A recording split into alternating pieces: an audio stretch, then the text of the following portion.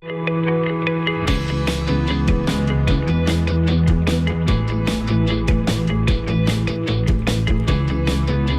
and welcome to Pastor's Perspective. I'm your host, Brian Perez, and the phone lines are open at 888-564-6173, and the live stream cameras are rolling. If you want to watch us on Facebook, YouTube, or Instagram, thanks so much for watching. If you've got a question, though, call us because we'd love to hear from you at 888-564-6173, 888-564-6173. And answering your questions today, it's going to feel like a Friday, but it's not. It's Wednesday. We've got Brian and Cheryl Broderson from echoesofmercy.com. Always good to see them.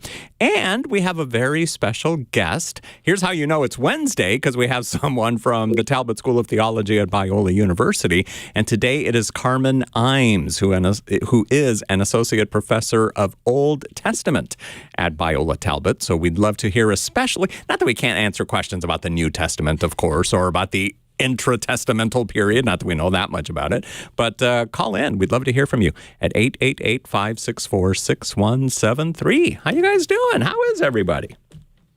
Doing great. Here we are. Yes. Good to see you, Carmen. It's been a while. Carmen's going to be one of the speakers, too, at the Calvary Global Network conference that's coming up at the end of June. Yeah.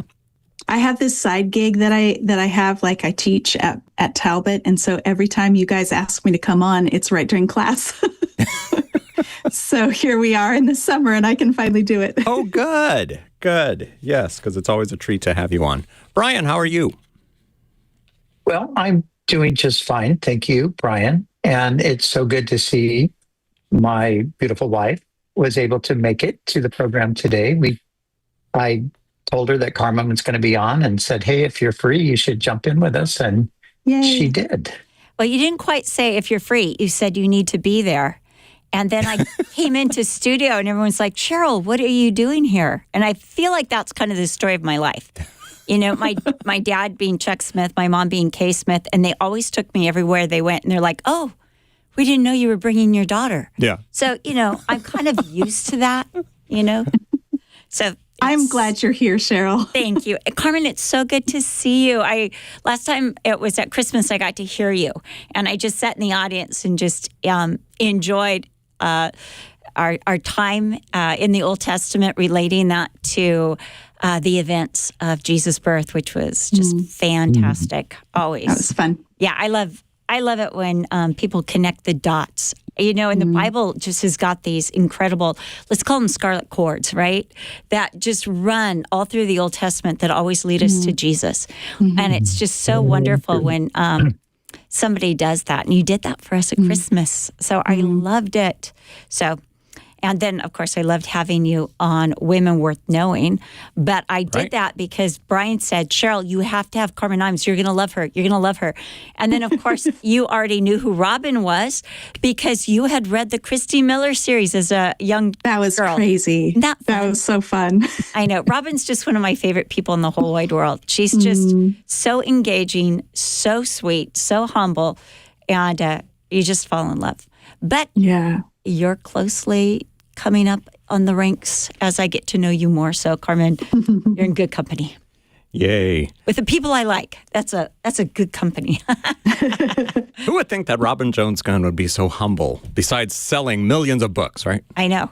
And then she's still writing. I mean, she just finished Cheryl. Tea with Elephants, I think it is. No. Cheryl. Yes. Yeah, Tea with Elephants, that's it.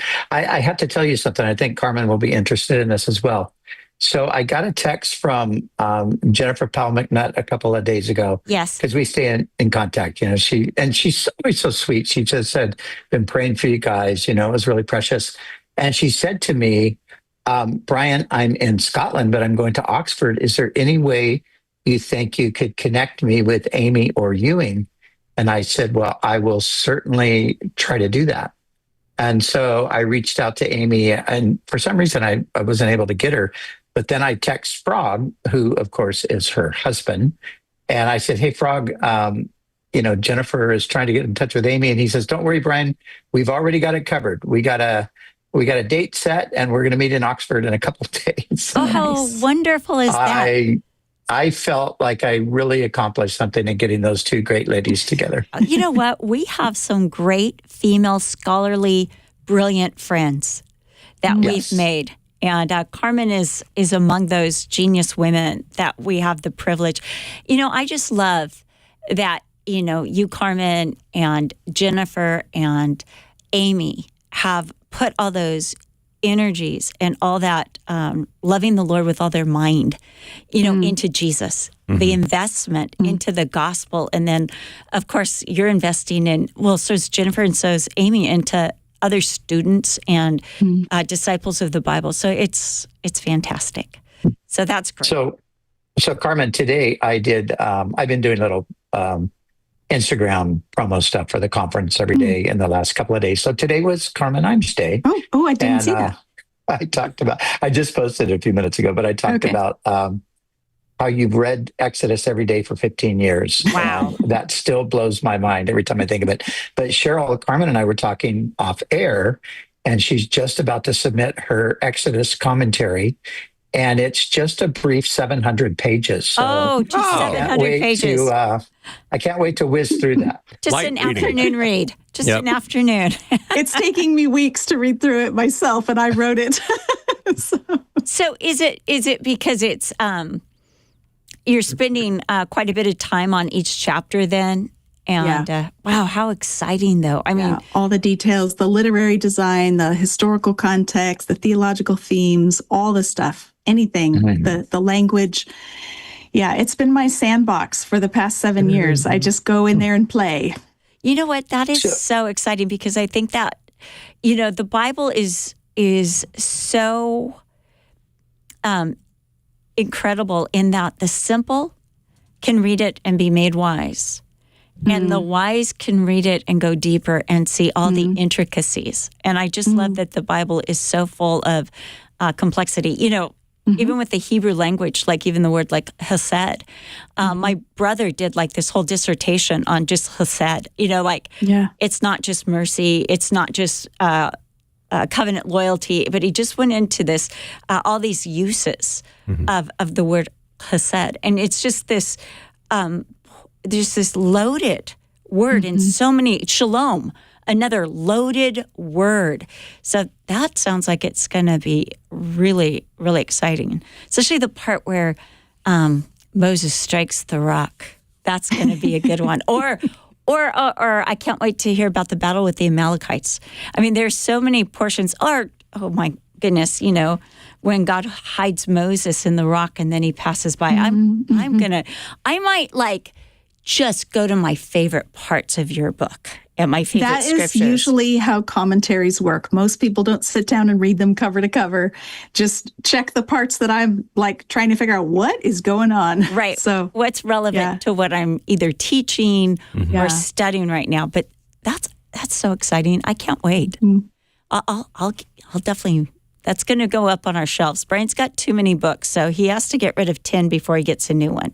But I don't have as many books, so it'll be on my shelf. Okay. He can borrow it. When's the release date of that, Carmen? Do you have a date yet? We don't have an exact date, but it should be fall of 2027. So just over a year. Another year and a half. Yeah. Yep. We got to be patient. It'll be worth the wait. Yes. Yeah, well, I hope it is. It's been an amazing journey for me. I've learned so much just to have the space to explore every possible question about every possible passage. It's been such a gift.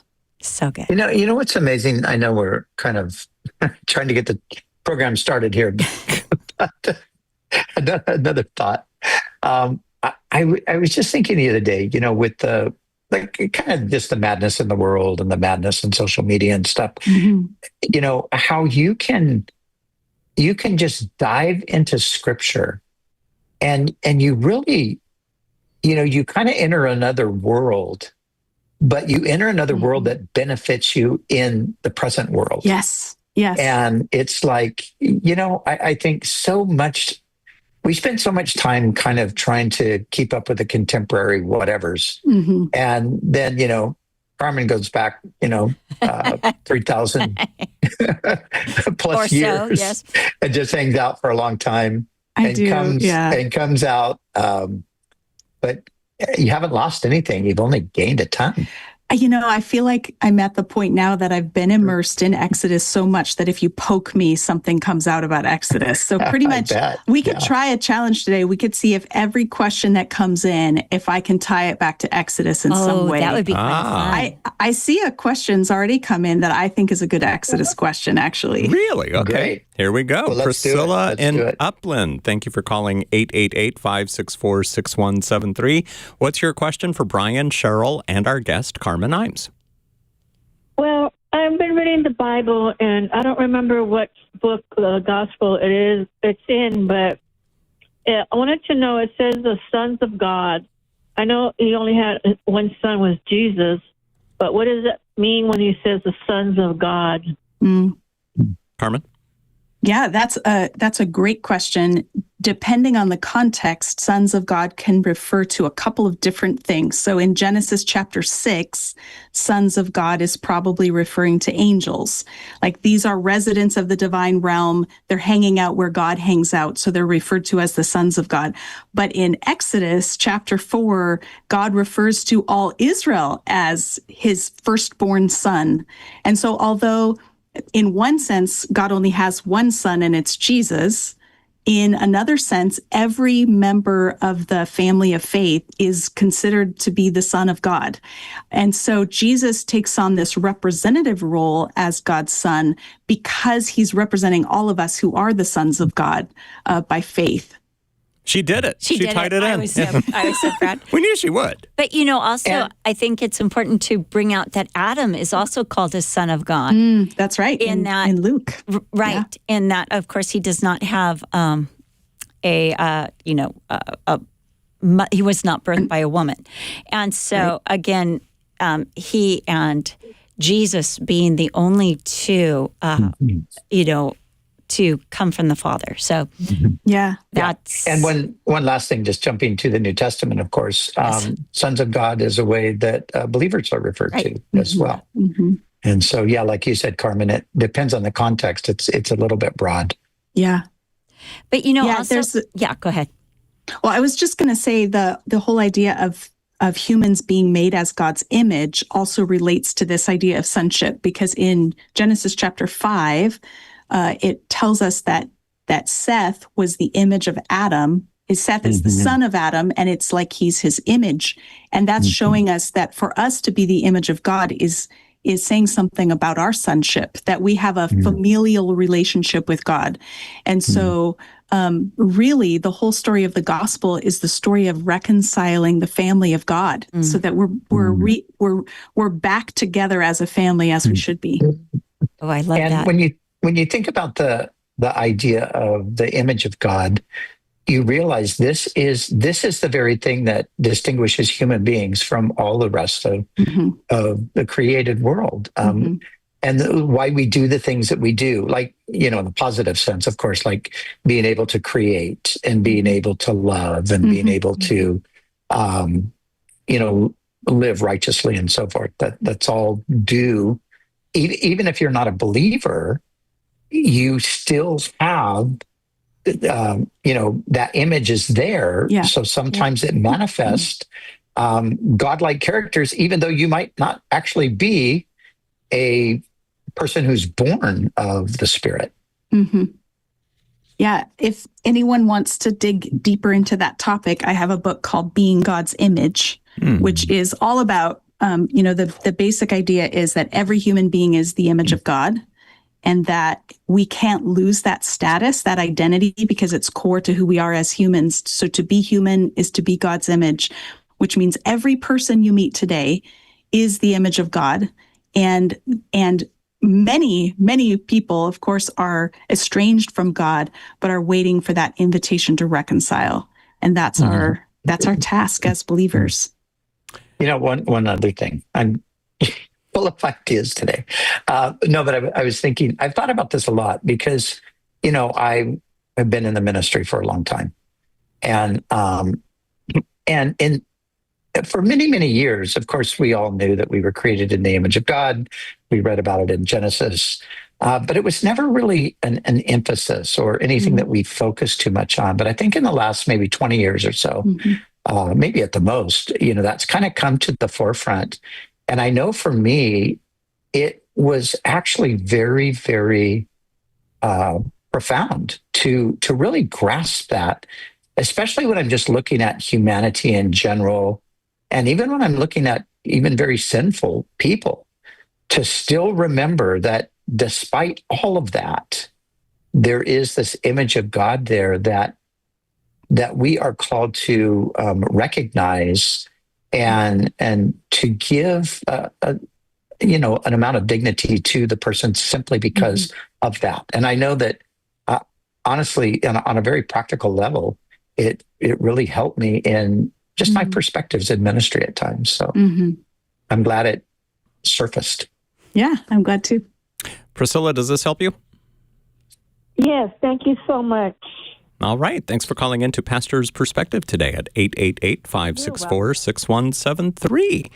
By the way, Pastor's Perspective is sponsored by the Talbot School of Theology at Biola University. Faithful engagement starts with thoughtful formation. Talbot Apologetics forms Christians who reason clearly and communicate with grace in a complex world. Truth with clarity. Engagement with compassion. Discover more at biola.edu/apologetics-kwave. We've got Carmen Imes from Biola here, along with Brian and Cheryl Broderson from echoesofmercy.com.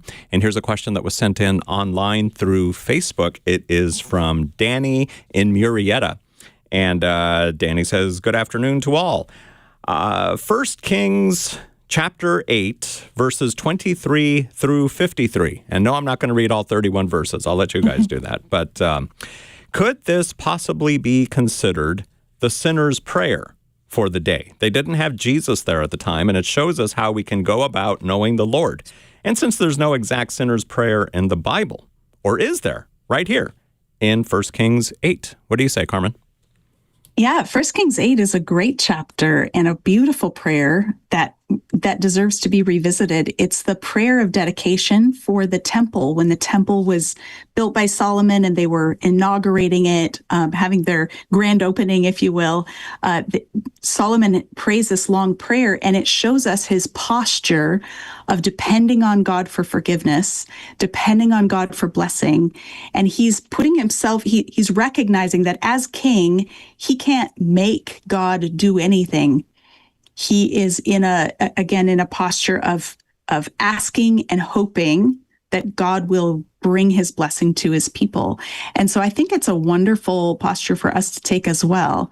And I don't know that I would call it the sinner's prayer in the sense that that we sometimes use it today, but I think it shows us his allegiance to Yahweh as king and his recognition that he can't rule without God's help and that all blessing comes from God. So yeah, wonderful example of an Old Testament prayer. You know, it's something else in that prayer that I really like because he really brings out, it's kind of almost a Romans prayer in that he says, and there's no one who hasn't sinned. And so he talks about, I think it's, forgive me if I get this wrong, but 5 specific ways in which people sin and they need forgiveness. And specifically, but what I also like about this prayer is that he says, and if your people will, humble themselves and if they'll seek your face, that's bringing in Chronicles, as it's recorded in Chronicles too. But he talks about, and they pray towards this temple, then hear from heaven and forgive. And I think what's really interesting is the first order is that he asks is forgiveness, because it's forgiveness that clears the way for God to work. So, look this way at the temple and forgive. And I think, going on into the New Testament, Jesus is that ultimate temple of God. Look to Jesus and, acknowledge your sin while looking at Jesus, and you'll be forgiven. And, that ties in with Exodus, right? So I'm bringing you back to Exodus, the serpent on the pole. When they would look to that serpent on the pole of sin being judged, they could be forgiven. So I see that too. But I also see in this prayer, something interesting is that Daniel chapter 10, Daniel does exactly what Solomon is outlining. If your people, if they're in exile because they've sinned and they, pray towards this temple. And by this time, the temple's destroyed, but Daniel's on his knees and he's praying in that posture. And he's asking forgiveness. And I love the way, yes. Yeah, and even though he's not the one who did wrong, he is confessing on behalf of his nation, which is just beautiful. It is. That corporate forgiveness. You know, sometimes when I would read Daniel chapter 10, I'd be like, Daniel, you're not guilty. You know, and I found myself praying, you know, sometimes we can pray, can't we? We can pray, you know, me and them. Yeah. And Daniel doesn't. He prays we and us. That always kills me. But it's not like we can ask for forgiveness. Like God will not forgive an entire nation if one person asks. Or how does that? I mean, it's not the type of forgiveness that would lead to repentance. Let's give that one to Brian so he has something to say. Okay, well, I have to say this, and I hate to do this, but serpent on the pole is in Numbers, not Exodus. So Numbers, no wonder. That's right. Thank you, Brian. That's right. Which is what makes it okay that I have no idea what to do with that one. Yeah. That's good. I just knew Carmen was going, that's your next sandbox. That's right. Exodus, so. That's right. It isn't you're right, it is in Numbers. That's a different sandbox. Yeah, that is. It's your next sandbox, yes. But back to the question, I think, you know, of course, that is true. But I think in the context of the passage that we're looking at, of course, it was a different situation. They're in a national covenantal relationship with God. Solomon is a major representative of that as the king.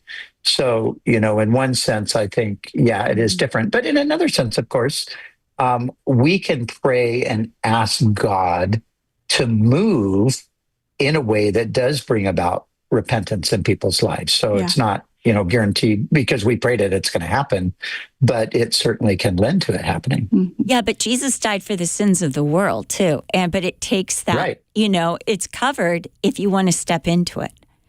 And I think so with Daniel's prayer, it's covered if you'll step into that. So that's good. You know, that's good. Cheryl, when you brought up Daniel 10, I couldn't help but think of Exodus 32. There we go. Here we go. Everything's going to be Exodus today because the nation has built a golden calf while Moses has been up on the mountain talking with the Lord. And when he comes down and when the Lord tells him what's happened, he intercedes on behalf of the nation, pleading for forgiveness. And there are consequences for those who were involved in the worship of the golden calf. But because of the prayer of a man who did not himself build the golden calf, God does decide to forgive his people. So there's something really powerful about us praying on behalf of others. Very good. Danny, thank you so much for sending in your question through the Pastor's Perspective Facebook page using Messenger. Now let's go back to the phones, 888-564-6173. We've got Brian and Cheryl Broderson along with our guest, Carmen Imes from Biola, and we're going to be here till 4, so call in. Chris in Highland, listening on FM 107.9. Hello, what's your question? Hi, pastors. So I have a question about why Jewish people only read and believe in the Old Testament. All right, Carmen. Do not accept the New Testament. And is there anywhere in the the Old Testament that, you know, proves that Jesus is the Messiah? Well, this is a great question. This is the $1 million question of the day, I think. So the first thing to say is that Jewish people don't refer to the Old Testament as the Old Testament, I guess for obvious reasons, because they don't accept the New Testament as inspired scripture. So they refer to it as the Hebrew Bible. Their Hebrew Bible has the same books in it as our English Bibles, as our Protestant Bibles, but they are in a different order. And so the Hebrew Bible has has 3 sections to it. The Torah, which is the first 5 books, sometimes Christians refer to as the Pentateuch. And then they have the prophets, which consists of Joshua, Judges, Samuel, Kings, Isaiah, Jeremiah, Ezekiel, and the 12 minor prophets. And then everything else goes into the last category, which is called the writings. I think what's interesting to me is that the Old Testament does not give us a checklist for the Messiah. There are places where there are prophecies that talk about what God will do through his anointed one.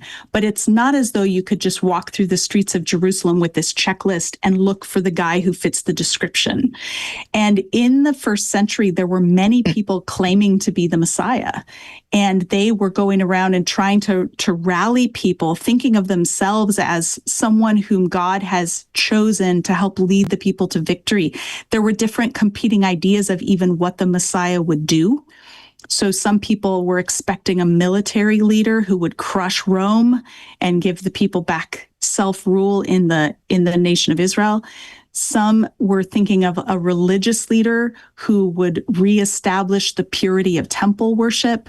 Some were looking for someone more like a prophet who would do miracles and speak the word of God. So there were even different competing ideas that had come out of their reading of the Hebrew Bible that shaped what they were looking for. And when Jesus went around teaching and doing his miracles, some people were like, this is the one we've been waiting for. And other people, I think, had developed a different kind of checklist. You see this even in Jesus' own disciples, where they're like, wait, is this the time when you're going to overthrow Rome? We've been waiting for you to establish your kingdom in Jerusalem. And is this the time it's going to happen? And they were on a different wavelength than Jesus himself was. And so even those who had direct access to the Messiah sometimes didn't recognize him. So I would say that all of us are on a journey of trying to come to know God and see how he's making himself known. And so as a whole, the Jewish people don't accept the New Testament, but there are many Jews who have. There are many people with Jewish ethnicity who have recognized Jesus as the Messiah and follow him wholeheartedly. So it's a complicated question on both ends, I think. Well, and too, the first believers were all Jewish. And I think that's something that maybe today's generation, because we think of the church as a Gentile organization, and to think that, the early Gentiles, the Roman civilization looked on this as a Jewish cult. And so the first believers, all of the first disciples, all Jews. Yeah. So, Brian. And in fact, it was a big deal when Gentiles started following, and the Jewish followers of Jesus were trying to figure out, okay, do you all need to be circumcised to convert to Judaism in order to follow Jesus? And the Holy Spirit surprised them all by coming on those who hadn't even been circumcised. The Spirit is a sign of covenant membership. And so the disciples went, I guess you're in. Yeah. As Gentiles, you don't have to become Jewish first. I love that in Acts, where they said, so the Gentiles can be saved. It just seems like this incredible idea, like, oh my goodness. So again, didn't see this one coming. Exactly. Brian, we have about a minute or so. About a minute. Okay. I'll give you a minute is what I mean. Yeah. Yeah, I mean, Carmen said it really well, and it is somewhat complicated. And I think that the idea of a checklist and there not being one is right. But, embedded in those scriptures, which are vast, there are all of these sort of signposts, that would point people to the Messiah. And it would depend, though, on what your perspective was. And I think an important thing to just recognize, too, is the Judaism of today is not the Judaism, even of the days of Jesus, and especially of the days before Jesus. So today, and since the time of the destruction of the Second Temple, there is a filter that all Jews must look at Scripture through, and that's the rabbinic literature. And that really clouds the picture because the rabbis, of course, rejected Jesus. So the passages that we look at and think, well, this is clearly Jesus, there can't be any doubt about it. The rabbis come with a theory, well, no, that's really not Jesus. That's a reference to the nation and so forth. So it is the Judaism of today, rabbinic Judaism, is not biblical Judaism in the truest sense. So they inevitably, a lot of the passages that I think are clear, they just can't see them. Chris, thank you for your phone call today on Pastor's Perspective. We've got to take a quick break, and then we'll be back with more of the questions that you've got for us today. 888-564-6173 is our number. We've got Brian and Cheryl Broderson here, and our special guest, Carmen Joy Imes, Associate Professor of Old Testament at the Talbot School of Theology at Biola University. 888-564-6173.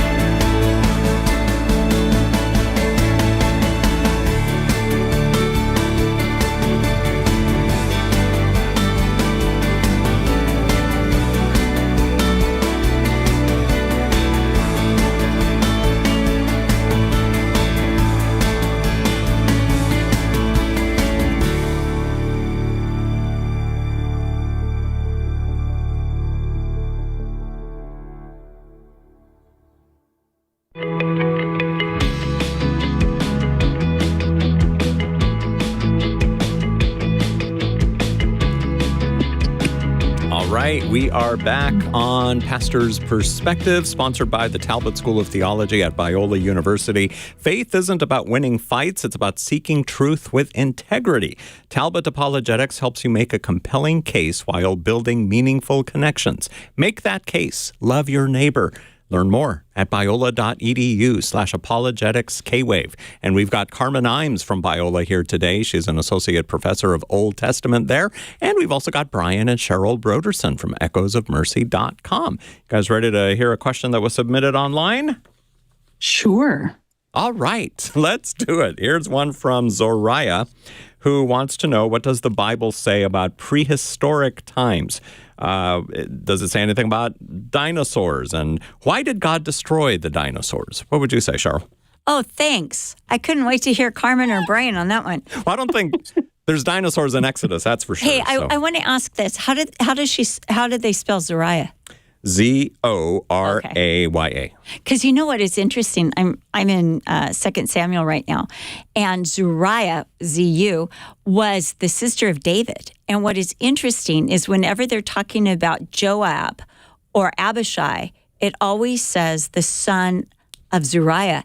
And I don't know of any other person, man or woman in the Old Testament, correct me if I'm wrong, that is referred to by their mother instead of their father. And I thought that was really it's interesting. really remarkable. I had read Samuel and Kings many times without realizing Zeruiah was a female. Yes. But I think in this case, because she's the sister of David, that's their connection to the royal family. And so it's letting us know, okay, this is a family affair. David's putting all of his extended family members in positions of power, which is, not much has changed. No. Well, I think probably, especially in those days, they were the ones that could be trusted. You could trust family where, but then maybe not Yeah. in David's case because you couldn't trust Absalom and Amasa. So there you go. Right. Yeah, it's complicated. It is. That's really So good. was this your attempt to dodge the question, Cheryl? This is my attempt to kind of give it to, I mean, I know we get this one a lot. I know that we usually refer to Job or we refer to Ken Ham or, other resources. So, Brian, you want to do your... Well, look, the thing is, the Bible says that in the beginning, God created all of the life forms, all of the animals, and he created even the great sea monsters on the sixth day. And so we would believe that the dinosaurs were created in those days of creation. As to just exactly, why they went extinct and how that happened and when that happened, there are writings from the medieval period that seem to describe dragons. So they're referred to as dragons, but they look like dinosaurs. So, we really don't know the answer to that. But over the years, I've read a lot of history books, and it always cracks me up because almost every secular history book has a chapter that begins with a prehistory. And the prehistory is basically just, well, it seems like this, and this might have happened that way. And well, we think that this could have been. And then it's like, but then we land in actual history. So there really isn't a prehistory that anybody actually knows about. Right. History itself, recorded history starts, 8,000, 10,000 years ago. Some people would say a bit longer ago. But before that, the secular person would speculate. I think the Christian would say, well, actually, history started with God, where it says it started in the book of Genesis. That's what I would say. Mm-hmm. Carmen? Yeah, I would agree. And I'd say that the definition of prehistoric is before things were written down. So no, we don't have any prehistoric examples in the Bible, because as soon as it's in the Bible, now it's history. It's telling what God did on the world stage and how he's revealing himself to humans. So we can guess along with everyone else, where were the dinosaurs in the Garden of Eden? What's the relationship between the dinosaurs and Noah's Ark? Was there a coexistence of humans and dinosaurs? I'm interested in those questions too, but I don't have a clear answer. Well, I think about Ken Ham always saying, were you there? Which is kind of, it wasn't written down. But then too, it doesn't tell us any of the animals except for a serpent that was in the Garden of Eden. So we don't have a list of the animals that were actually in the garden.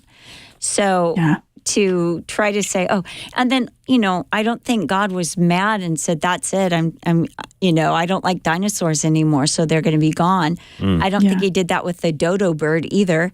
But I just think that what happens is that as men begin to move in, they begin to destroy things that seem like a threat. And, perhaps the dinosaurs seem like a great threat.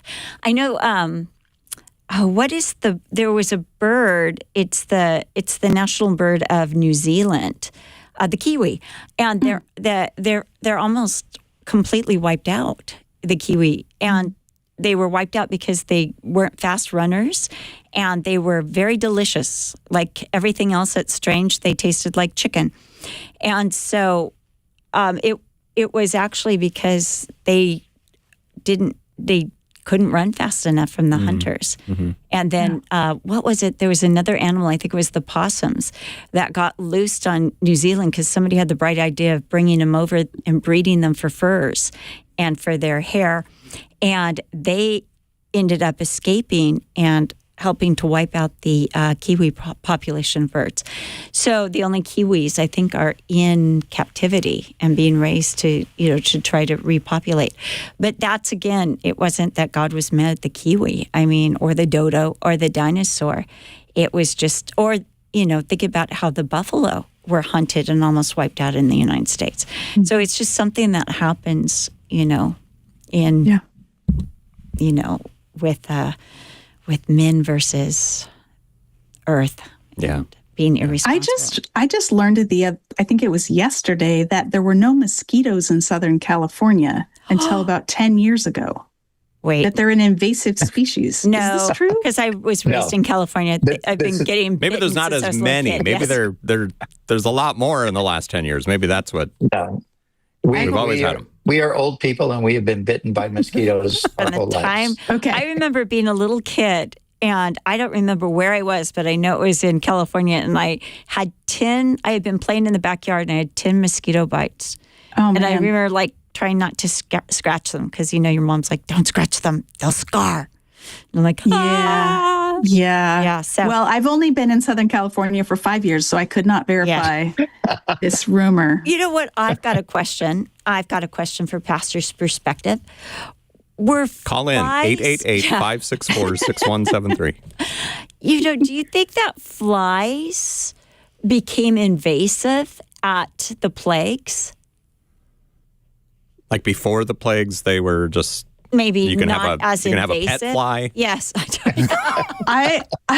I'm more inclined to think that the plagues were a series of things that happened in Egypt, but they're happening all at once as God's command, like, Yeah. sequentially Yeah. by God's command to show Pharaoh who's boss. So I think we actually have evidence of natural disasters like swarms and even the Nile turning red, Yes. hailstorms, those sorts of things happening. Locust plagues were a regular occurrence under certain conditions. But the miracle of it is that Moses is the one calling the shots, to Pharaoh and saying, okay, tomorrow this is going to happen. And then it happens. See how I got you back to Exodus? Yeah. Okay. I see that. All roads lead. Carmen, I have a question too. Yeah. Is it lice or gnats?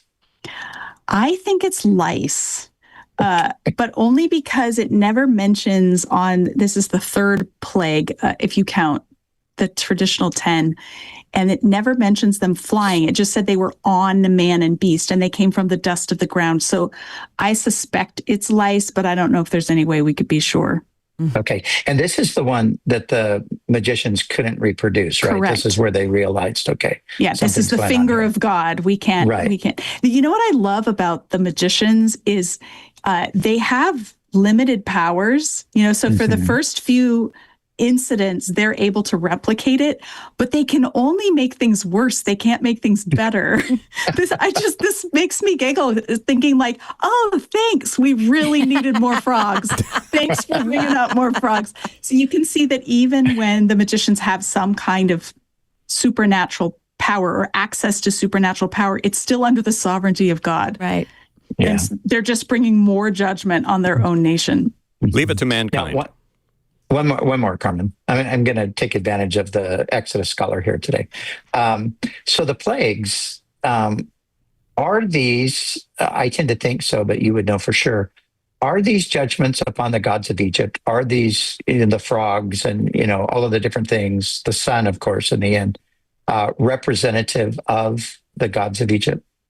Okay, so there's lots of people out there who try to connect the 10 plagues with different gods of Egypt and say Right. each one is attacking a certain god. There's two reasons why I don't think that quite works, although I do see a connection with the sun god. Okay. But it says in chapter 12, I'm trying to find it, and it's not where I thought it was going to be. It says somewhere in chapter 12 that God will judge the gods of Egypt. And this is after most of the plagues have happened. And Okay. so it seems like in some ways the plagues are a warning against Egypt, a warning of what God could do if people keep resisting him, especially if Pharaoh keeps resisting him. So that's one reason why, because of it looking ahead, I will bring judgment on the gods of Egypt. The other reason I don't connect them directly is because right here beside me, I have this great big book, Complete Gods and Goddesses of Ancient Egypt. It's a very fat book, and it's got whole sections of like cat deities and bovine deities and dog deities and insect deities.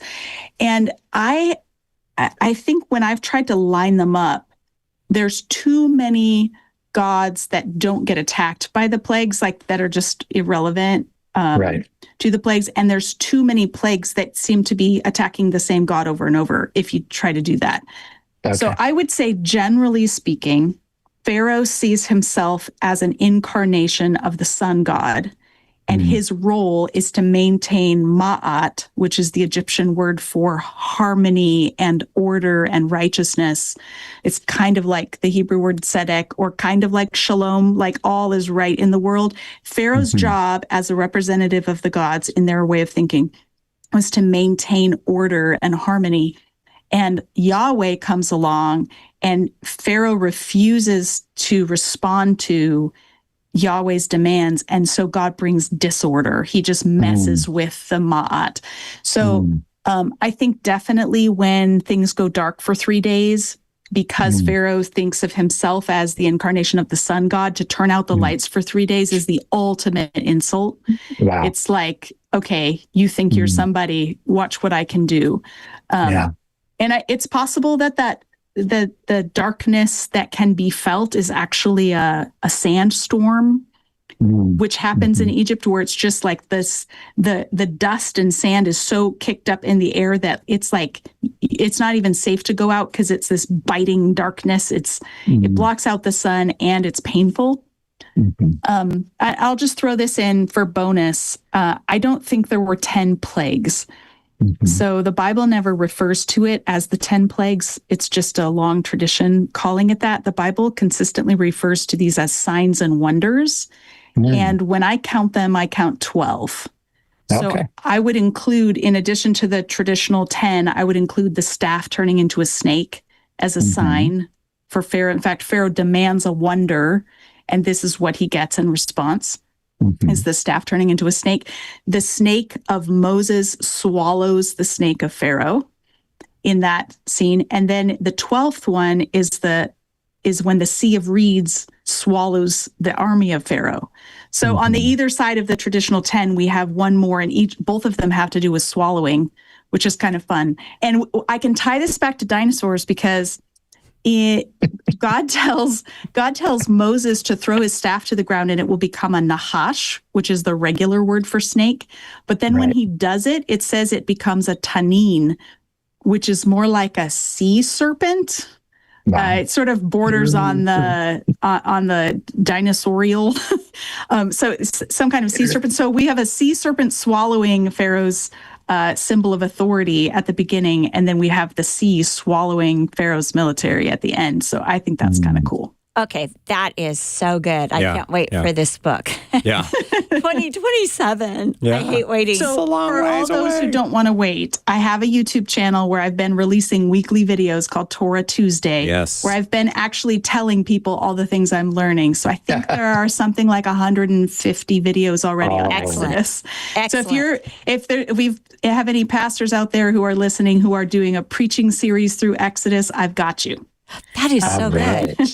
Oh, that's great. Yes. I think I'm going to teach Exodus just to utilize that series. Oh, no. The best books. The best books. I saw you post. I think your recent post was on the tabernacle, the furniture or something, right? Yeah. Yep. Yeah. I've been working my way verse by verse, paragraph by paragraph through Exodus, which is a good Calvary Chapel kind of thing to do, isn't it? Oh my gosh. Yes. And I am up to I think I just did the curtains. Next week is the tapestry, that shields the Holy of Holies. So just working our way piece by piece.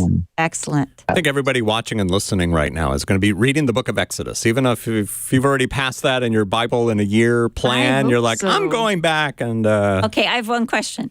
With the tabernacle, do you think it was seal skins or goat skins? I think. Because I'm wondering, when I hear this seal skin, I'm like, Yeah, so Cheryl, it actually gets even wilder than that. I think the King James says it's unicorn skin. Wow. And Luther's Bible called it badger skins because the word in Hebrew sounded a little bit like the German word for badger. So he decided that must be what it meant. There are people who think it's dolphin skin or sea cow. What? There's just a whole range. One of the more recent academic theories is that it's beaded like a layer of leather that has beads sewn onto it. But I'm fairly persuaded. I wouldn't put this in the 100% accuracy category, like 100% convinced, but I'd say on balance, I think the best theory is that the word is just for some kind of fine Egyptian leather. So it's just regular, goat skin, but it's been tanned in a particular way that by some special method learned in Egypt. Egyptians weren't terribly good at tanning leather, but there was probably some kind of tanned leather that they would use for elite. And I think that's probably what that layer is. Ah, I like that. I like that. Yep. My dad always insisted it was goat skin. Yeah, we have no evidence of them making tents out of sea cow skin. Yeah.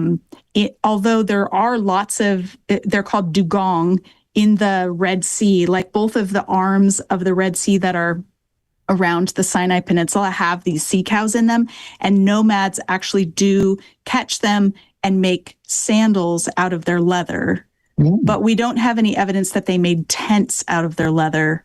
So that seems like maybe more of a stretch. Yeah. I can't wait. I want to read all about the serving women and their bronze and their mirrors. Yes. That's one of my favorite passages. I'm just like, I love these women that just hang out at the door of the tabernacle. And we have no idea what they're doing, but there's some fun theories. So this is in chapter 38. I think it's verse 8 or 18. And it's just this little throwaway comment that they made the wash basin in the tabernacle out of the serving of the mirrors of the women who served at the entrance to the tent of meeting. And in those days, they didn't have glass mirrors like we do. They would just have a hunk of bronze and they would polish it until it was shiny enough to see their reflection in it. And so you could just melt it down to make something else. And here's a fun fact. Most mirrors in the ancient Mesopotamian world came from Egypt. And most mirrors were in the shape of an Egyptian goddess. Like the handle was the goddess Hathor. Yeah. And then there was a circle at the top that was polished. And it's if you're familiar with the Egyptian sign for life, the Ankh sign, it actually kind of looks just like the mirror shape of Egyptian mirrors. And so the sign for life was also the sign for mirror, which was also the sign for female. There was like overlap between them. And so these women had mirrors. They were probably from Egypt. Maybe they were idolatrous because they had the goddess Hathor. So by relinquishing them and melting them down, they were perhaps surrendering their false worship and saying, it's only Yahweh from here on out. That's excellent. Years ago, we were in the British Museum and they had a collection of things collected in Israel, but from the Sinai. And they had like an ancient pair of sandals. But one of the things that they had was a women's toiletry box, a little chest. And interesting. Yeah. And I remember they had tweezers in there, which I got really excited about. Like they tweezed even then, and they had some hair combs. And but it was really interesting. I could just see the woman saying, Irving, where is my box? What did you do with it? I think you left it at Rephidim. Just the idea of accidentally leaving it behind, in all that travel with all those tents. But somehow it was preserved and it was found by some archaeologists. And it's part of a collection that has to do with ancient Israel. That's really fun. Speaking of mirrors, we've got a question about, Chris in Atlanta. Go ahead and ask your question. Thanks for listening to Pastor's Perspective and for calling in. And you listen through the Alexa smart speaker. That's pretty cool. So, Chris, what's your question? Thank you for taking my call. I am calling because we're having a bit of a quandary. My BC days, more than 20 years ago, I got breast implants, and one of them is broken, and I have to decide whether or not to just remove, and whether or not just removing it or replacing it. What the better stewardship? Is it vanity? So my husband and I have gone back and forth. He's very concerned that all the scriptures on vanity and that sort of thing, that it would run contrary to that. And so we were wondering what the pastor's perspective is on that. I'm trying to figure out how Carmen's going to relate this to Exodus. How about you answer first and I'll think about it.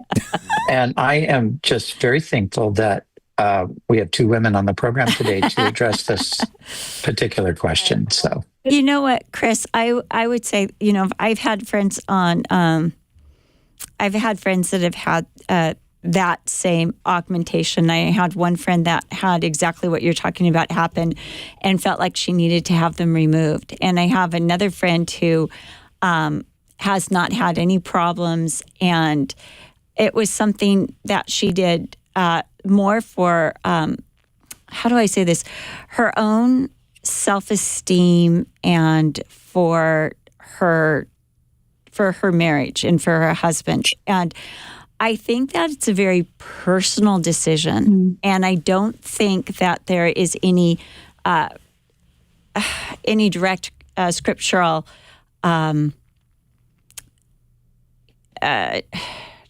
application, except for to say, if you can't do it with a clear conscience, if you're feeling doubts about it, I always have this thing: when in doubt, leave it out.